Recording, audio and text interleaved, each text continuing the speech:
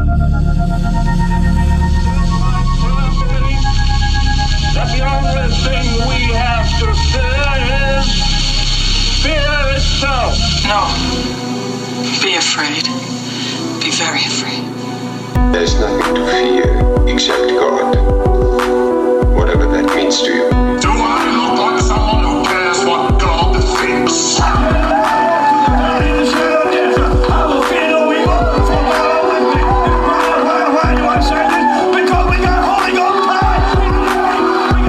You're listening to The Fear of God, a podcast exploring the intersection between Christianity and the horror genre.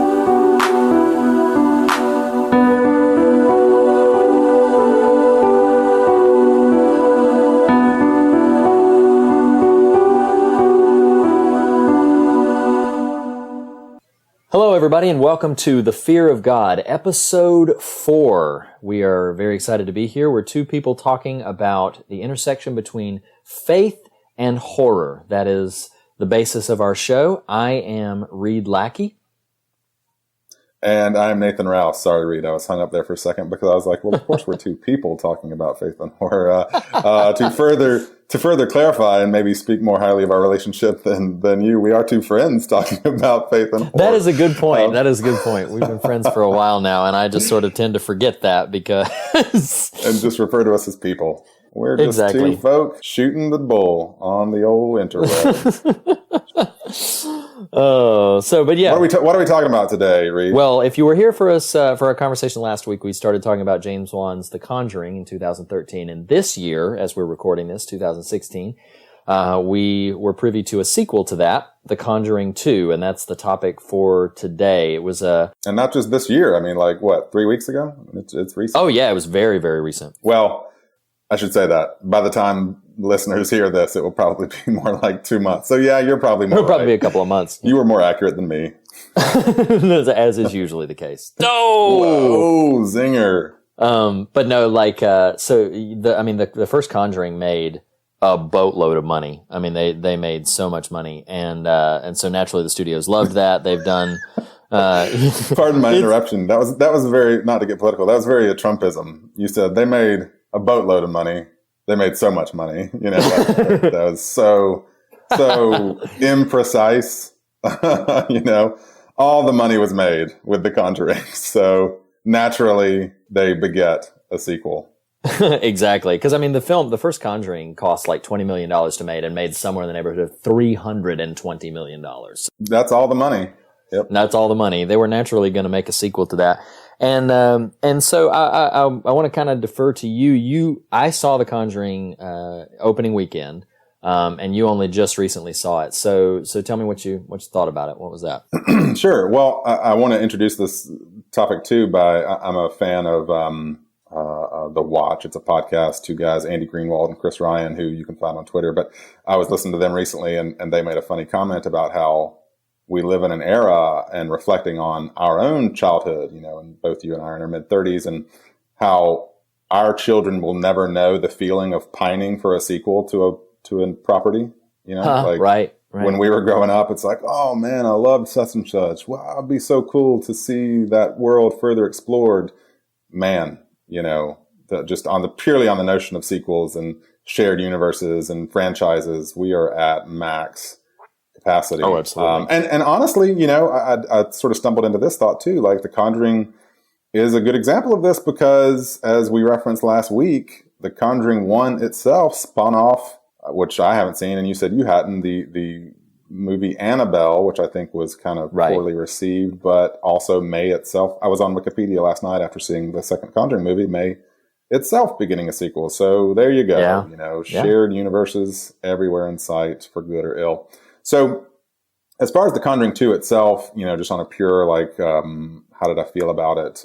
You know, last week we talked about Conjuring 1. I think Conjuring 1 gets a whole lot right. You know, Conjuring 2, there's a lot to like about it, and I want to honor those things, but I'll get to what I don't like first. It feels very confused. It feels like it's not quite sure the story it wants to tell and or thinks that it is telling. You and I spent a few minutes after I saw it talking about it and specifically noting your interpretation of the nun ghost that sort of plagues Lorraine in this second film, that they even retcon as the thing that plagues her, sort of, right, in the memory that's referenced in the first movie, when she goes into seclusion, isolation for 8 days. So they sort of allude that that's the same sort of, at least what this figure represents to her, and the potential death of Patrick Wilson's character. And again, for our listeners, we always, at this point, we don't need to say spoiler alert, but we're going to talk about this stuff in depth. That's what you're here for. That's what we're here Absolutely. for. So, they sort of make this an ongoing thread, and yet the characters that they are aiding in this second film have no relationship to, and much like the first film, the first film starts with this kind of teaser of the Annabelle doll that leads into the Perron family and how the Warrens get kind of swept up in their story. Well, similarly here, you've got this family in Britain, let's moment of silence for the Brexit here. That definitely had not happened in 1976 when this movie takes place, who are being assaulted by some sort of entity. And the Warrens get swept up in it. And so the point I'm trying to make is this nun figure becomes present in that story, in the British family's story late in the film, that seems to sort of connect to does, in terms of the script, connect to an experience Lorraine has in her own home. Right. And so the point I was trying to make is it feels like the narrative is a bit confused. Like we are sort of meant to buy into this sort of isolated story of them helping this family. And yet, and again, this is sort of a sequel conversation, but it's that thing that that trap you can sort of fall prey to in the world of sequels, where the Warren characters are very strong characters, and we really like them. And I personally really like, those characters. I think, Vera Farmiga is just killing it. I mean, she kind of takes what can be pretty straightforward material and just, makes it sing, transcends what's on screen with her performance. I mean, just very effervescent. I mean, she just really makes this material sing, to make myself redundant there. And yet the sequelitis is, well, now you've got these sort of mythological characters. You've got your Mulder and Scully, so you've got to kind of raise the stakes for them. And so the movie presents this story that has this isolated experience with this family. Well, you tied them in. Well, now it ties into, I don't know. I felt a little like the narrative was confused. Didn't quite know what it was trying to say. That's something I didn't like about it. Well, let me jump in right there. Cause I actually do agree with you. I liked Conjuring 2. Even though you're expressing that you did like it, there's a lot to like about it. I think I liked it a little bit more than you did, but I want to specifically reference what you were talking about. And before I say that, I could go on for hours and hours of my adoration for Vera Farmiga. She is a wonderful actress. She's probably my current favorite working actress. I really just been consistently impressed by what she does, whether that be Bates Motel or even the very first thing I saw her in, which was the Paul Walker film Running Scared. A small role in that, but I thought she did a great job with it, and that's when she first hit my radar. She actually even directed a film called Higher Ground. Yeah, I've seen Higher Ground. It's very interesting. So I really love her as an actress and as an artist. I think she's wonderful. But in comparing the two films, Conjuring and Conjuring 2, see, in Conjuring 1, the Bathsheba character, the malevolent spirit, sort of attacked this Perron family. And then when the Warrens got involved, Bathsheba came and sort of attacked their daughter because they were involved in this Perron case. Sure. With Conjuring 2, it feels like that was kind of reversed because of how they set it up. And again, we get a little mini case up front with the Amityville thing, which I thought that was really cool that they're bringing in the Amityville case in. We talked at great length last week about the based on a true story trope and how we feel about that. But in real life, the Lorraine and Ed, the Warrens, not the Lorraine, sorry about that. The Warrens were involved in the Amityville case that was documented. So I thought it was interesting that they brought that into this film. But in contrast to the first one, where they get involved with the Bathsheba character and then Bathsheba attacks them, it almost seems structurally like this character, this evil Marilyn Manson looking Vanek? Is that what it says? Valak, Vanek? actually. Valak Is the name.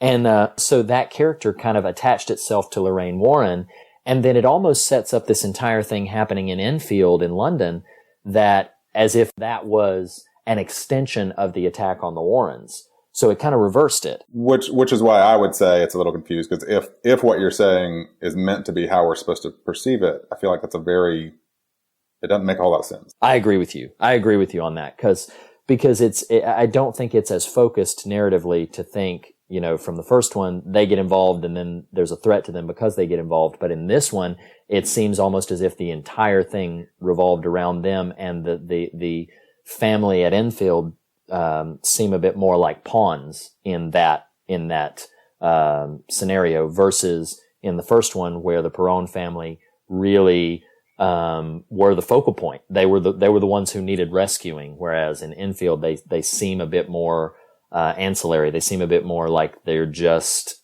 swept up in this thing going on with the Warrens. So I can see where if somebody said, as you're kind of alluding to, if not directly saying, if that detracted the enjoyment for the film for people, I certainly wouldn't disagree, because I completely understand it. And I do see that contrast there, and I think it's a weaker choice on the second film's part to go that route. Well, that, and and I do have things I like. I'll get to that in a second. But one other thing that, is what made me like Conjuring 1 so much, that is sort of dismissed with in Conjuring 2, is Conjuring 1, the extreme majority of the things you're seeing on screen are practically executed. Whether it's the exorcism, whether it's some of the more ghosty type things, it's still physically happening in material space. Whereas the Conjuring 2, okay, it's clear you've got a bigger budget, there's more CGI going on. And for me, it's just the plague of heightened CGI elements that, it's harder to connect with. For instance, a perfect example of this in The Conjuring 2 is and when it almost jumped ship for me, honestly, was the sort of crooked man entity that roams the neighbor's house. Once that happens, I was like, I don't know. I'm not even buying what I'm watching. And, kind of really derailed a little bit for me, but something I want to address that I did love, is, while yes, because of the sequel nature of this film, and yes, you are sort of heightening the mythology of these characters, the Ed and Lorraine, I think that wouldn't work as much without Patrick Wilson and old Vera, whose laudits we are praising here. I think, man, they just nail it. Yes. It's something I love that the movie does, that your expansive knowledge with the horror genre may be able to speak to more than mine. But what I have in my notes is, these aren't just action heroes. They aren't Ghostbusters. What is powerful to me about these characters, especially as their role gets heightened and made more potent in the second film, is, and we can pick back up when we're talking about the themes, but something in the conversation of liking versus disliking elements of the movie. I love that it feels like these characters aren't there to combat a spirit. That's their secondary purpose, that what they are there for, and this is what, if anything, weighs the scales in favor of me liking the movie in spite of all of the things that I do think don't work. It's these characters as they exist are, and this is piggybacking on conversation from last week, they're there to do good and to help, and not help in a, well, let's pat you on the back and wish you well, but in a, like, as illustrated by the conversation that Lorraine has with his name is Morris Gross. I don't remember what his actual title is in the movie, but the bearded or mustachioed character that's helping them, the family, the first liaison initially on the ground.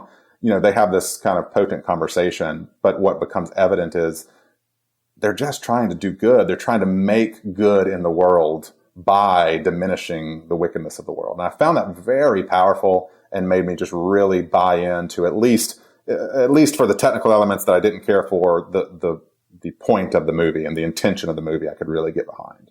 I agree with you. I think that that's something that is a real strength of these films. I said last week, and you mentioned that it was much more prevalent in this film, that however you feel about the characters of the Warrens in real life, whether you consider them to be scam artists or hucksters or whatever you want to say, the fictional version that James Wan and the screenwriters and Vera and Patrick have created, I just adore, and I love their mission. I'm so on board. We're kind of leading with the things that we didn't really care for compared to the first one. There were a couple of things that I thought were very effective, but one sort of final note for me on some negatives.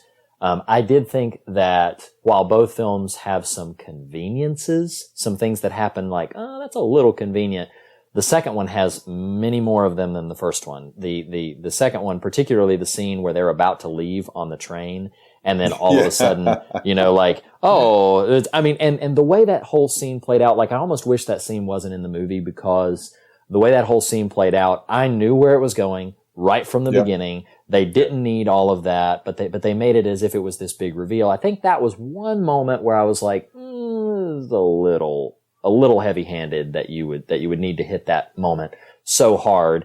But that having been said, I thought there were a few things that were really effective. I am sorry, but people may laugh at me about this, but that nun, that whole sequence where haunting.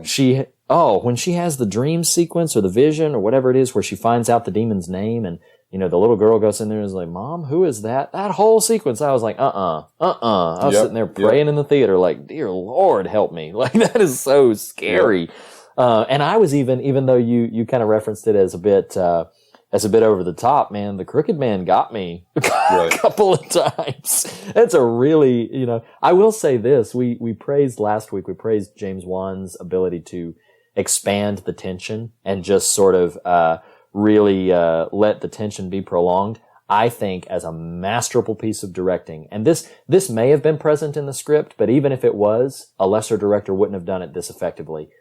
The sequence with the fire truck in the tent is almost one entire shot, and that tension just continues to build, and it's one of the most effective scare moments in the entire film. I think I'm jumping a little ahead. We usually talk about scariest moments, and so let's do that. I want to throw one last thing of thing I really liked in there, and that's, I love the visual of the whole sequence of Patrick Wilson looking away from Janet in the chair as she morphs into Bill and back. That was really well done, very effective. That was so great. Yeah. So I really loved that part. And so let's go ahead and jump into our what scared you moment. I think I've got two of them specifically. Again, I feel like overall the movie was a little less, in terms of just in total, was a little less scary to me than Conjuring 1, but there were a couple of real specific moments. And one of them you've just sort of alluded to is, and what I wrote down was the screaming teepee. When the little boy, I don't know if that's Billy or whatever his name is, but he sends the fire truck back into the little tent at the end of the hall and follows it down there, and it comes back out, and then just this, oh my gosh, this malevolent shriek, kind of post-production layered screaming comes out of it. And man, that's a jump moment if ever there was one. I've got one more, but I'm interested if you've got others on deck too. Well, I have said, and I think I still feel this way, the hand clap sequence from the first one notwithstanding, I think that whole sequence with the nun in the room, and kind of coming to possess the painting and everything, that is super effective, and it might be my favorite sort of scare moment from either film, actually. And maybe that's just because of how familiar I am now with the hand clap sequence, so the nun moment is a little bit more fresh to me, which is probably why it's greater in my mind. But that whole sequence is terribly effective. Vera Farmiga sells crap out of it. She does such a good job, because she's not really looking at these CG effects, but she attaches such believability. Well, and they do so well in that scene when her proximity to the painting as it's hanging on the wall. Yeah. She's so close to it. And the lamp that's right there, like that. Yeah, I'll agree with you. Like, that's not a jump moment per se, but in terms of just the ratcheting tension, just this back and forth that's happening between her and this painting that initially all it is for 2/3 of that sequence is just the painting. Yes. But she keeps approaching the lamp and that sort of thing. And, again, we don't have to spend but a second here, but, the nun figure feels like in the conversation of what works or doesn't work, it feels like they fell in love with a creature design. Yes. And needed to make it happen. And so from that standpoint, it's like, yeah, it's terrifying to look at and definitely ominous and menacing on screen, but there's not a whole lot to it. In terms of jump moments for me, another one that was, purely in the make you jump out of your seat category is, I think this is the end of the sequence where Janet's home sick and the remote keeps going amiss. Yes. That ends with this real abrupt, but, an unbelievably frightening moment of who you come to discover is Bill Wilkins, but this old man figure and his face just fills the screen and yells, "My house," or "This is my house," or something. Oh man, that one, that did a number on me. I almost spilled my popcorn all over everybody in proximity to me because I jumped so high out of my chair during that moment. Well, I almost spilled my bladder, so between that, and what we're talking about here, like, as we're referencing these scary moments, like, lest, I know we led with a lot of negatives and I don't mind that because I think there's some definite, there's some substance there, but lest we forget, James Wan is a good director and he knows how to make a good scary movie. And this movie has some really good scares in it.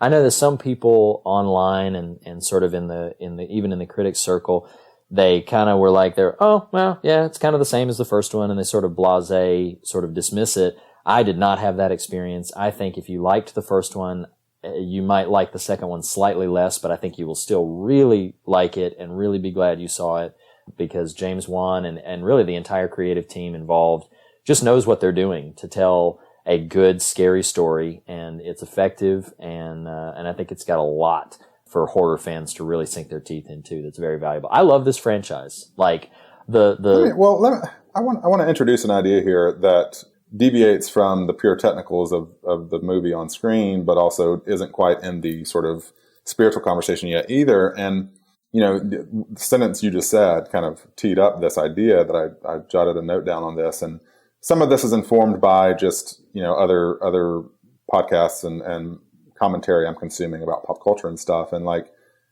I watched this movie and couldn't escape the feeling of, and again, I think The Conjuring 1 sort of earns its place, not just as a movie, but as a horror movie, and just kind of elevates the typical fare. This one, I feel like, takes the character beats of the first one and kind of raises the stakes a bit more. It doesn't quite achieve the scare factor for me or the overall tension or foreboding that the first one does. But the question I came away with was why do these have to be movies? I understand the notion that where I'm going with this is this sort of peak TV sort of era we're in right now, where there's almost too much good TV.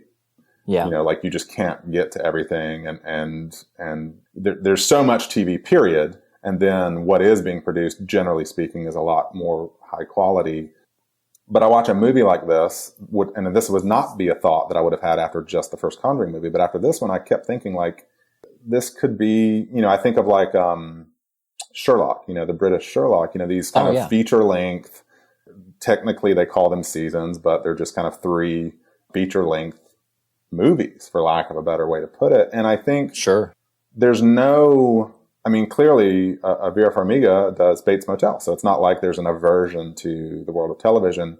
I watched this movie, and maybe this is a problem with me as a viewer that, everything has to be bombastic and blockbuster or not earn its place, which I don't believe and don't think at all. But I think in this world we're living in where every single property is serialized, I watched this and I thought, why I would enjoy these two characters, as portrayed by these two actors. I would enjoy this on a more routine basis, and thus, why do you need 2 years to get back to it? I don't know.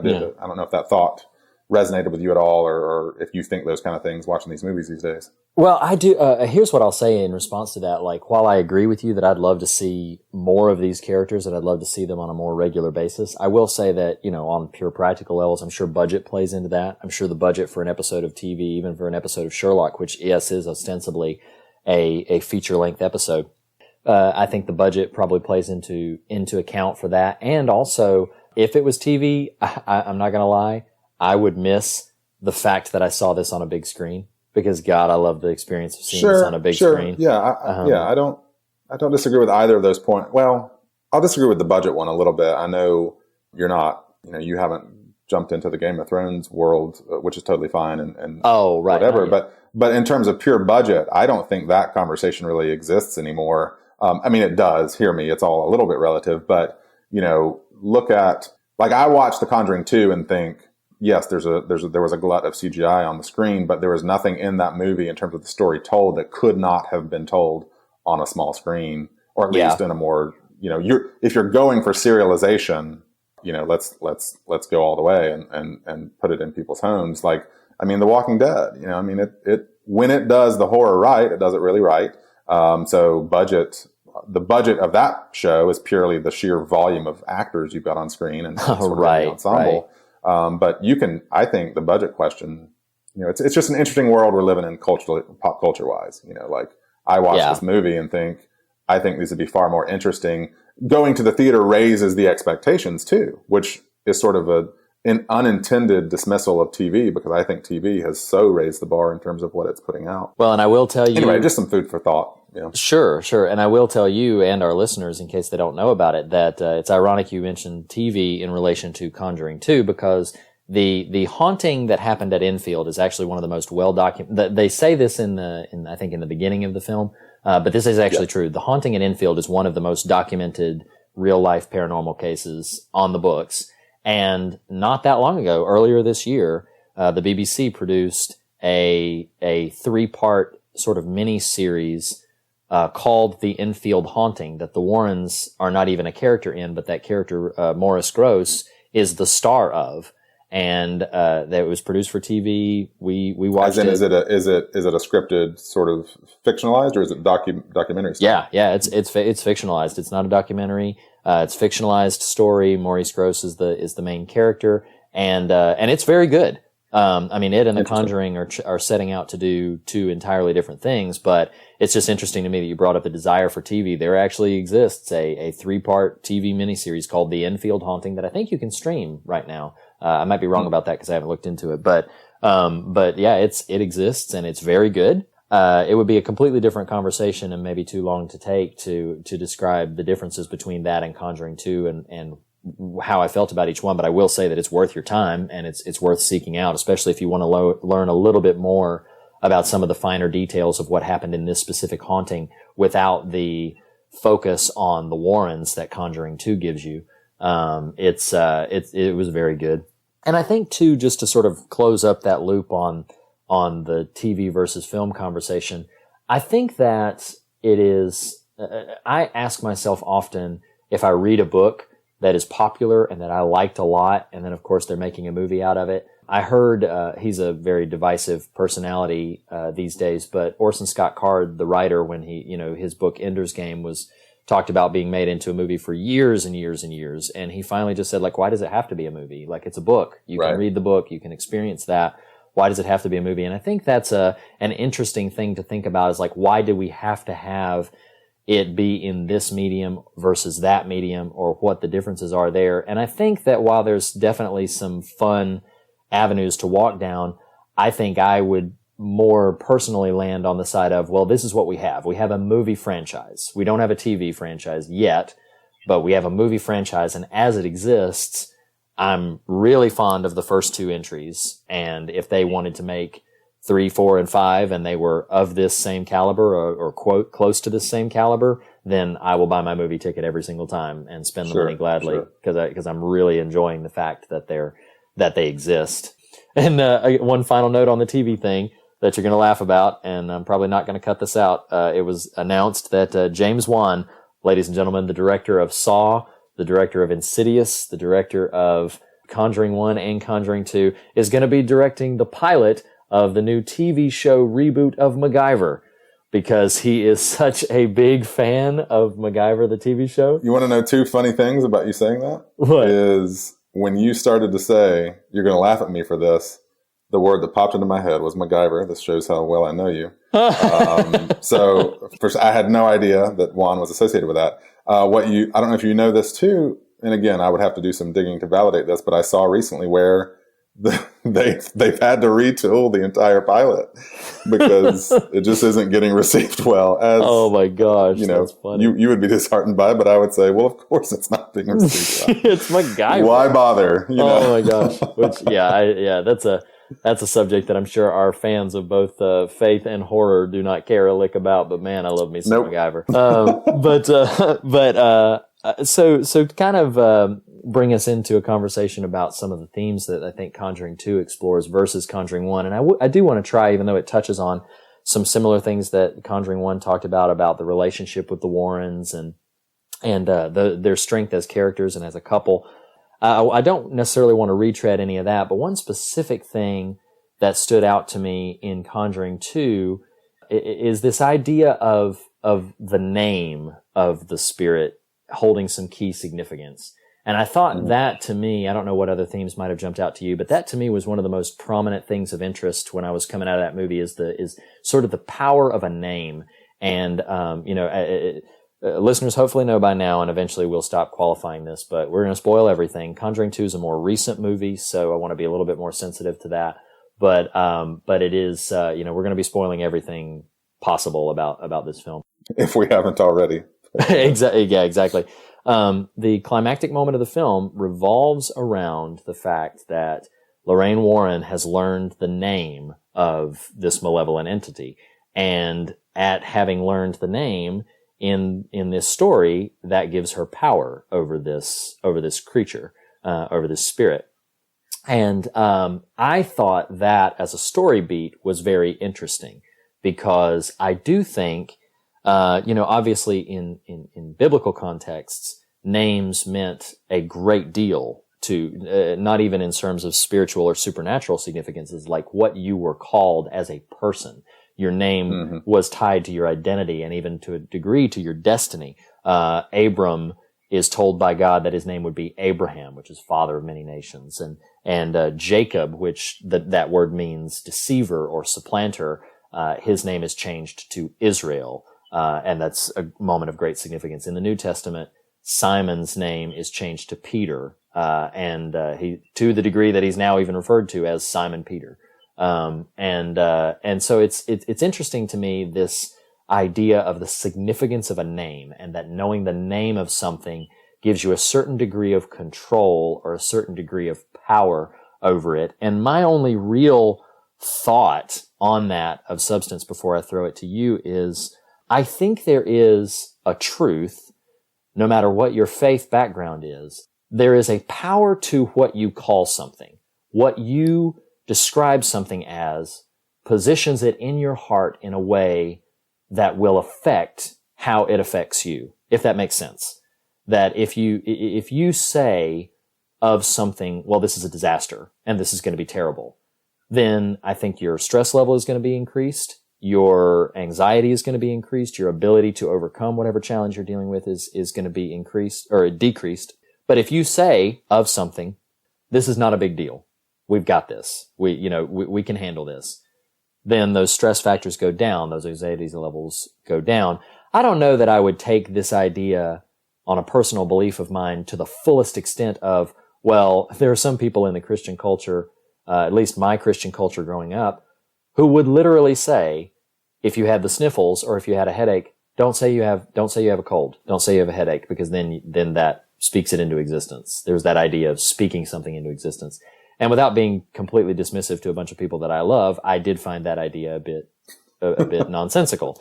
No, at the same time, I will. I mean, I don't mean to be offensive if somebody hears that and believes that. And because I think there is, don't forget what I said at the beginning, is that I do think that there is a significance to what you call something, and what you title it in your heart means that it's going to affect you in different ways. But I did find it interesting in The Conjuring 2 how that is the hinge point, is that she knows this name, and because she knows this name, as she puts it, that gives her dominion over this evil spirit.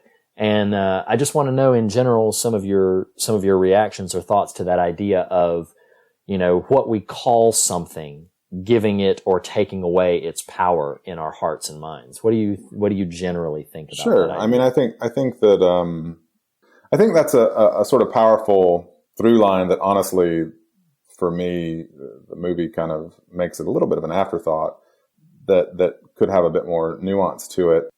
But I think the point you're identifying, and I'm just stealing my own language here, is identity. I mean, in the movie, like, once they determine in their sort of contrived train sequence with the audio files what this thing is, right, a sort of demonic entity, now that doesn't matter that much. It's who is this, and so I think the question of what is in a name, it has less to do with what than with who. And I think in our spiritual lives, there's a lot of implications to that, whether it's believing lies about our own identity, right, and I think of the dove descending on Jesus at his baptism, and this is my son, my beloved, in whom I'm well pleased, and like, again, taking themes that are arising in the movie and sort of applying them to more practical spiritual examples, but just, when you are feeling assailed by false beliefs about yourself, Oh yeah. and for those of us who would assign a Judeo-Christian identity to ourselves, being able to jar yourself out of that with a remembrance of your own identity, that you are beloved. Well, and I would even, I apologize for cutting you off, but like I would even say, if you didn't necessarily even hold to a Christian faith, that idea could have a psychological reality of saying, like, well, I'm a loser, right? Or or I'm lame, or I'm this, or I'm that, and then you start to associate yourself with that identity. Well, now in your psychological framework, to a degree, that's how you see yourself, mm-hmm. and that's how you operate in the situations that you're in. Versus, I can do this. I have within myself the the potential or the capabilities to overcome this. And we hear stories about this frequently, about people with physical or mental disabilities who achieve phenomenal things, outstanding things, because they will not allow themselves to be necessarily defined by those labels. And I'm not even somebody who is very resistant to the idea of labels. I think establishing categories for a thing is not necessarily a bad practice, unless, as we're talking about here, you associate certain potentials or lack of potentials to those categories. Sure. When you say, like, because you are from this class, or because you are of this gender, or because you are this thing, disabled, or you are whatever, then you are not going to accomplish X, Y, Z. I think that is the flaw. I don't think it's necessarily a flaw to acknowledge I am this thing. Which is interesting, because I feel like, while definitely following some crumbs and a rabbit trail that's a little farther afield than you may have intended, like you just talked about categorization, and I'll piggyback on a conversation we had about The Conjuring 1, and that's the femininity of this movie. Oh, right. Even down to the once it's revealed, even though it's given visual context earlier in the film, the entity itself is of a feminine nature. It's a nun, and I think it's of interest that in many ways, by the end of the movie, Patrick Wilson is sort of the damsel in distress, if you will. I mean, he is trying to help the girl as they're potentially plummeting to their own deaths. And it's Lorraine who comes and vanquishes this entity, who you could have a conversation about gender and demonic entities, but who at least is given the form of what we would typically identify as female, and that's a nun. Right. So, kind of subverting some identity politics there, in terms of common gender expression and masculinity and femininity. And switching gears a little bit, something that I think the movie, even though it kind of gives more lip service to it than I think and maybe you'll disagree with that. I don't know that it dives deep into any of the themes it really broaches, but I mean, there's this very presence, or very strong presence of like skepticism versus belief. You know, I mean, Right. I thought that in the very first time you see the Warrens on the talk show. Oh, right. I mean, it's clear this person is there to dispel everything they're saying, and again, you can make this case all day long in the real world. Well, is what they did real or not? That's not the point I'm trying to make. I don't think that's the point the movie's trying to make, really.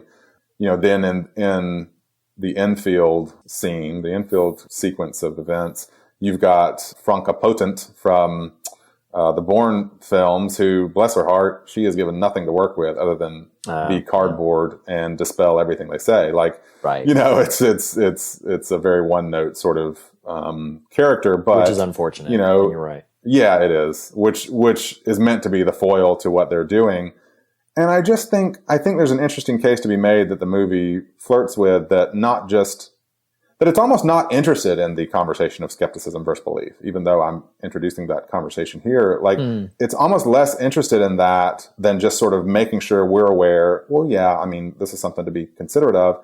But I think the bigger, for me, this is what I took away, you know, is once more banging that drum of goodness. And the note I took, as we divert, you know, from the skepticism versus belief into what I think the movie's really after. And if it says anything well, I think says this very well through, and it helps that it's through Vera and her performance. But, you know, that I keep coming back to that conversation she has with Morris Gross. And the note I took was, these people are trying to restore wholeness in the world, you know, and sort of create goodness and not just in this flowery, you know, kind of wishy-washy sort of hippy-dippy way, but in this very real, like, there is something monstrous oppressing people, and we who are outsiders and have felt like outsiders all our lives, who found each other and created goodness and generated wholeness in our own selves, need to be ambassadors of that same goodness to people who feel the way we did. And I think there's something very powerful about that theme. And even more pointed is the conversation she has with Janet on the swing set, which is this beautiful kind of, you know, I know what you're going through. What helps is just talking to somebody. You are not alone. I mean, I don't know. It's a very powerful sort of through line of the movie that, again, occasionally it kind of fumbles what it's going for. But I think when it hits those notes, hits them really well. Yeah, and I think those were probably some of my favorite parts of the movie. I've heard a few people criticize those elements as a bit too sentimental, a bit too sappy, but that was not my response at all. I really responded very positively. I've heard people criticize the note that the film actually goes out on, which is Lorraine and Ed dancing to that Elvis song. And very poetic. I loved that. I thought that was great. But a lot of people thought that wasn't really, that it kind of leaned too sentimental and didn't really end the film on a note that belied what had gone earlier. But I thought that was absolutely a key theme to what they're creating for these characters and their ongoing journeys and missions and everything that they do. One sort of passing note that I had on your skepticism versus belief, I think it's interesting that haunting specifically, as I said, it's one of the most well documented. It is proven and admitted that the girls faked at least some of it, which they brush over in the film. But that has been admitted by the people who were actually involved, that at least some of it was faked, which has led many people to believe that the entire thing was faked. Sure. But so it's definitely something that they could have explored more. They chose blatantly not to. Like, the film never pretends for longer than a minute that any of this is not real. Even when the girl faked it, she faked it because of the real thing threatening her to do so. Right. So, you know, the film takes a stance that I think it has to take for the horror to be effective. And that's that this is not fake. This is absolutely real.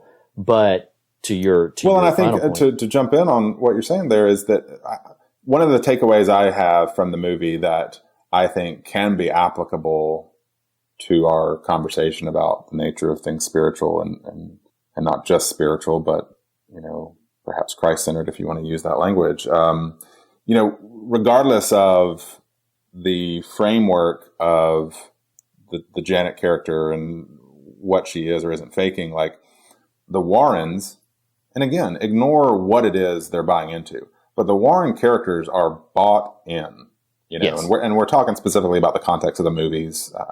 Like you, I don't have a ton of knowledge of the real folk, but like, I think one of the most powerful scenes in the movie is when she and Ed get separated, when the big climax, we're building to this big climax. And again, this is performance and a little bit script, but there was something palpable about that. Like, and something I find,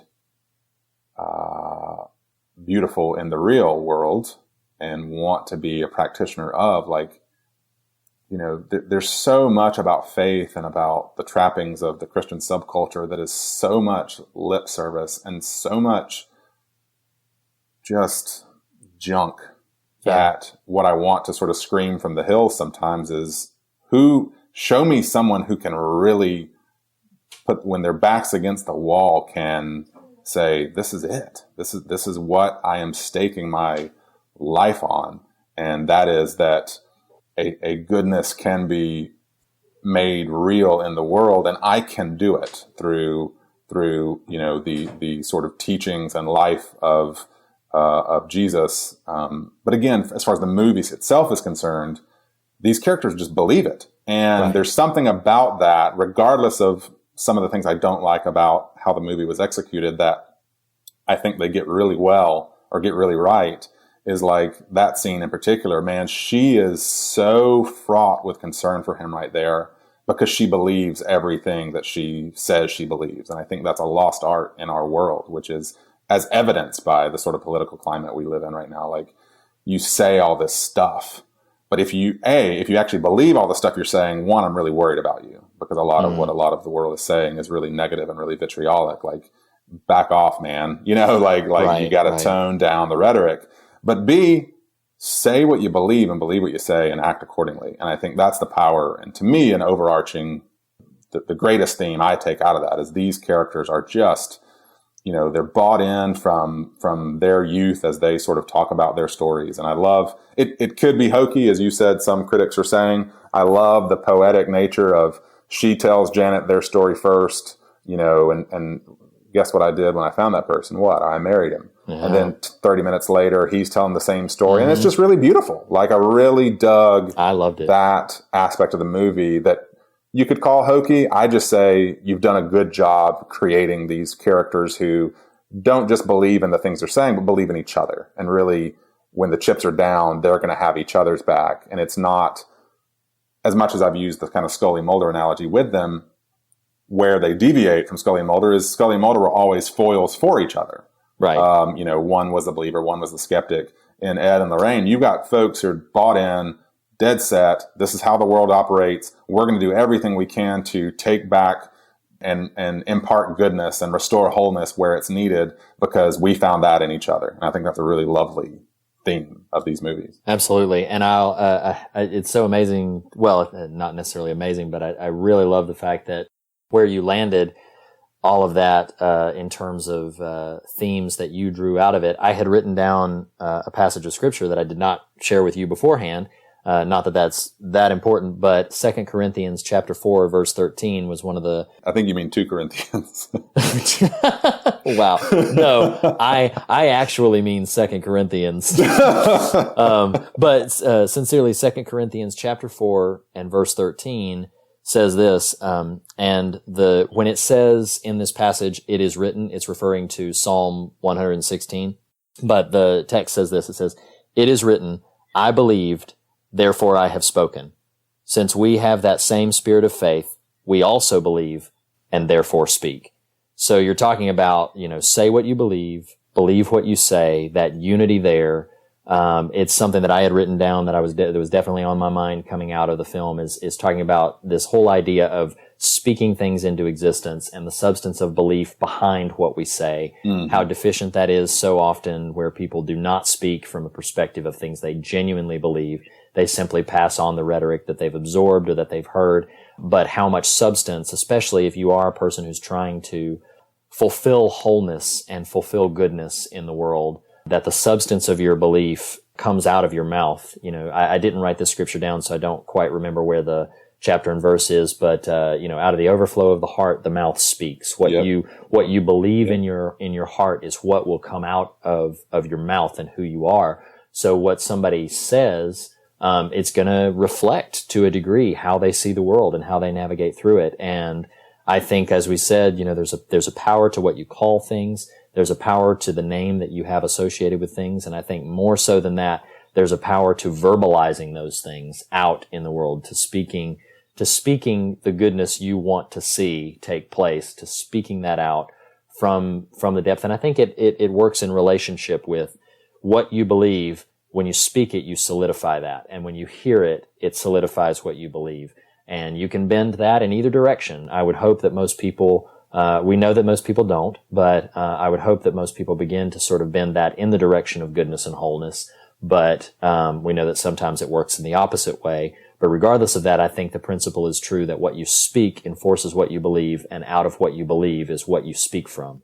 Well, and I, to sort of take that one step further, and I know this is subliminal to what you are saying, and I think you would not contradict this at all, but I think that, to me, the Warren characters, and we can apply this to the real life, what I'm sort of arguing is they do speak it, they do believe it, but the true test of a character, whether fictional or in the real, is, do you act on that? Yes. And you made the statement a minute ago about what you say. Like, there's a lot of people out there saying a lot of things that I want to say, if you believe what you're saying and start acting according to that, I need Correct. you to not be a member of society.